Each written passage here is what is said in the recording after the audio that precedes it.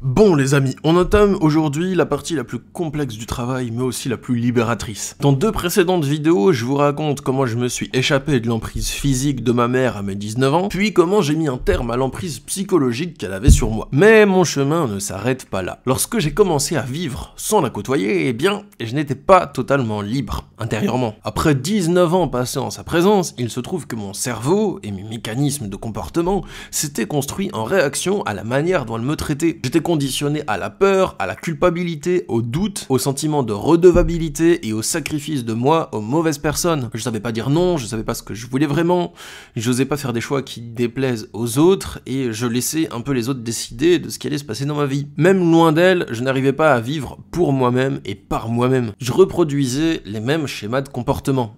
Aujourd'hui, voici l'épisode final. Je vous explique comment j'ai brisé mes chaînes mentales et comment je me suis reconditionné psychologiquement en 8 ans après être sorti de l'emprise que ma mère exerçait sur moi. J'espère, par cette vidéo, pouvoir vous inspirer et vous conseiller en vous partageant des éléments de mon parcours. Le cadre, c'était le suivant. À ce moment, j'avais 21 ans. Ma mère était bannie et je n'avais plus de contact avec elle. J'habitais en couple à ce moment-là, mais j'étais encore conditionné par elle. C'est-à-dire que même si j'avais plus aucun contact avec elle, un enfant qui va passer 19 ans à se construire auprès d'un parent, il va se construire en réaction au comportement du parent, et c'est ce que j'avais fait. Donc il se trouve qu'il y avait plein de parties de moi dont je n'avais pas conscience, mais qui réglaient encore mes choix, qui réglaient encore mon énergie. Il y avait une grande partie de mon énergie, de ma manière de penser, d'éprouver, de vivre, qui était conditionnée par ce que j'avais vécu. Donc c'était pas mon énergie naturelle et spontanée et sincère, c'était une énergie qui était éduquée au sacrifice de soi, à la culpabilité, à m'empêcher de dire ce que je voulais dire, à m'empêcher d'être ce que je voulais être, et même à m'empêcher de savoir ce que je voulais être. Je me connaissais pas. Je savais pas ce que je voulais vraiment au fond de moi. Je savais pas qui j'étais, qu'est-ce que je voulais. C'était des questions qui étaient vraiment des mystères. Je sentais qu'au fond de moi, il y avait peut-être quelque chose qui voulait s'exprimer, mais je pouvais pas y accéder. Je n'y arrivais pas. C'était un mystère. Et en plus, ce qui m'aidait pas, c'était que comme j'avais ces conditionnements, je reproduisais peut-être ces schémas dans des relations de couple. Donc, j'ai été dans une relation de couple avec une personne qui avait un comportement toxique, autoritaire, du chantage émotionnel, tout ça, du chantage affectif avec moi. Je me mettais totalement de côté, je m'oubliais totalement, je pensais même plus à mon épanouissement, c'est-à-dire que avant d'être en couple avec cette personne-là, je réfléchissais à comment m'épanouir, qu'est-ce que je vais faire, je suis même allé déménager dans le sud, proche de la mer, j'ai essayé de faire des trucs épanouissants, de rencontrer des nouvelles personnes, des nouveaux amis, et je m'intéressais vraiment à mon ouverture, et après quand je l'ai rencontré, petit à petit tout ça je l'ai mis au second plan, et j'y ai plus pensé du tout, et je pensais que la contenter, elle va être mécontente si je fais ça, et des problèmes, des disputes, enfin des disputes d'elle vers moi, moi je me dispute pas, je suis très gentil, enfin je suis plutôt calme quoi, enfin voilà, je suis pas du genre à chercher l'embrouille, j'aime pas les embrouilles, je suis tranquille. Bon, après j'ai pas peur des embrouilles non plus, dans le sens où si quelqu'un veut s'embrouiller contre moi, je vais écouter ce qu'il a à dire, mais s'il me parle mal, je vais lui dire d'arrêter, s'il arrête pas, je vais me casser en fait, donc voilà. Mais je vais pas subir par peur des embrouilles. Donc à ce moment, je sens que j'ai des blocages et des souffrances. Quand j'avais 21 ans, 22, 23, ça avance quoi, et j'arrive pas à identifier lesquels. Je sens que je souffre, mais je sens pas exactement quelle est ma souffrance, comment la nommer. C'est difficile pour moi de mettre des mots dessus. Alors j'ai décidé d'entamer de par moi-même un long travail. Et cette quête m'a poussé à me confronter à mes plus importantes constructions mentales et énergétiques, et à mes plus importantes souffrances. C'est un long parcours introspectif. J'ai observé les mouvements de mon esprit, j'ai observé mon énergie, j'ai observé mes émotions, et tout ça pendant plusieurs années. Voilà, je faisais ma vie, je travaillais à côté, je faisais plein de choses. J'étais pas juste un méditant qui reste toute la journée assis sur son lit à observer ce qui se passe en lui. Parce que sinon j'aurais pas choisi un lit, j'aurais plutôt choisi une grotte et j'aurais ouvert une secte. Et non, je rigole, tranquille les amis. Mais en vrai, il y a trop de gens dans la spiritualité qui font les gourous et je trouve que c'est grave malsain.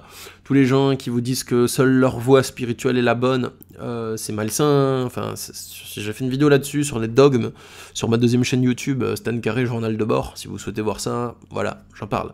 Mais bon, bref, revenons à moi. J'avais vraiment une volonté de m'en sortir, et cette volonté, elle m'a poussé vers une profonde quête de paix intérieure et de libération. Et je vous en parle aussi sur ma chaîne Journal de bord, dans ma vidéo sur la paix intérieure. Voilà, elle s'affiche à l'écran, et vous pouvez aller voir la chaîne Stan Carré, Journal de bord. Je fais plein de vidéos sur le fonctionnement de l'esprit, la connaissance de soi.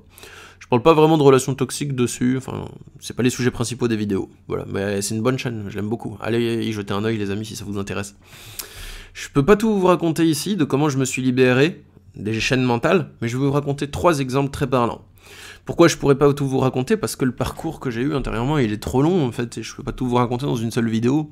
Mais je vais vous raconter 3 exemples qui sont très parlants et qui peuvent concerner toutes les personnes qui ont vécu des relations d'emprise.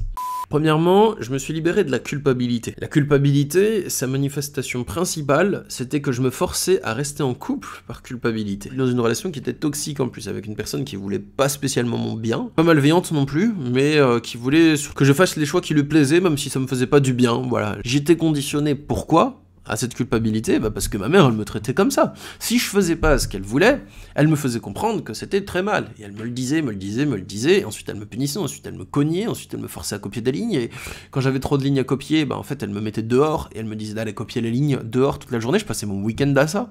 Je rentrais de l'école le samedi, parce que oui, on avait école le samedi matin, c'est aberrant, mais c'était le cas. Donc je rentre, je ne sais pas si c'est encore le cas actuellement, mais voilà. Je rentrais de l'école et elle me forçait à copier des lignes toute la journée en fait, jusqu'au soir. Et elle me mettait dehors avec un cahier et un stylo. Et en plus le stylo il écrivait même plus parce qu'il faisait trop froid dehors. L'encre gelait à l'intérieur du stylo. Donc j'arrivais même plus à écrire la ligne, le stylo ne pondait plus d'encre quoi.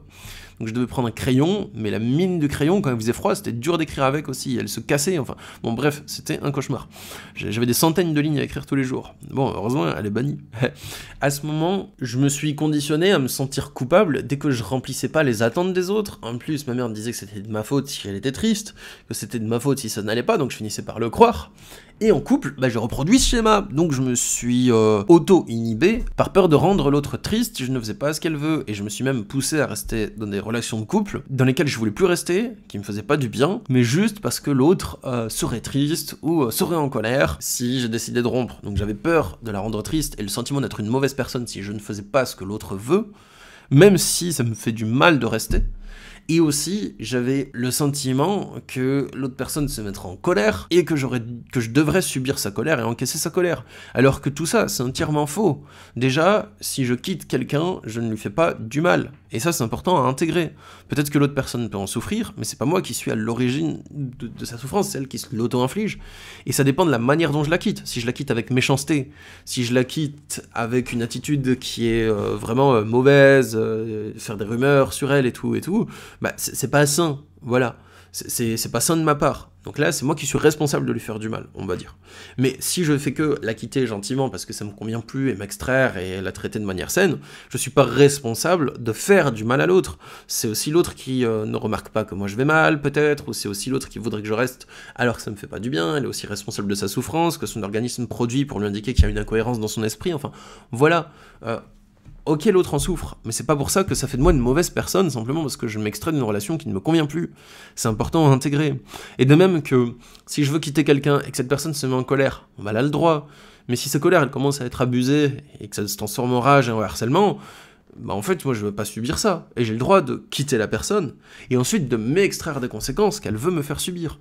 Mais j'ai fait un long travail intérieur pour ça. Je suis même arrivé en dépression, tellement je me forçais à rester en couple par culpabilité. Et cette dépression m'a poussé à m'effondrer intérieurement, et j'ai pas pu tenir. Et du coup, la relation s'est terminée. Et avec ça, j'ai fait une introspection, j'ai fini par comprendre des choses sur la culpabilité, mon propre fonctionnement.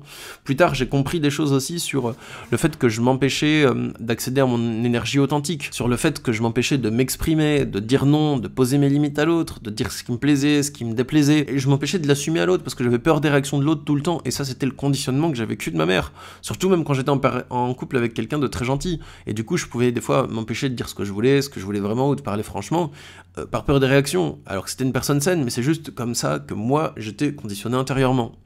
Ensuite, une deuxième chose que j'ai réussi à dépasser, c'était que je m'empêchais de mettre toute mon énergie dans mon travail, comme si je n'y étais pas autorisé, ou comme si je ne m'y sentais pas capable. J'étais conditionné à ça, donc je mettais pas toute mon énergie dans mon projet coaching, dans mon projet vivre de mon métier, développer ma chaîne YouTube, écrire mes livres. On dirait que c'est comme si je m'autorisais à mettre seulement un petit pourcentage de mon énergie dans cette œuvre. Et un jour, j'ai fait sauter ça, et je me suis dit, non mais en fait, j'ai le droit, je vais tout donner. Et j'étais conditionné à ça, parce que depuis mon plus jeune âge, j'avais pas le droit de faire des trucs qui me faisaient plaisir. Dès que quelque chose faisait plaisir, elle me l'enlevait. Dès que j'aimais bien quelqu'un, elle m'interdisait de côtoyer la personne que j'aimais bien. Dès que j'avais une passion pour un hobby, elle m'empêchait de pratiquer ce hobby. Et c'était toujours comme ça, j'avais aucune activité, pas le droit de voir des amis en dehors de la maison, enfin, voilà. Donc j'étais vraiment conditionné à ne pas mettre toute mon énergie dans ce que j'aimais, parce que sinon elle serait mécontente et que c'était mal.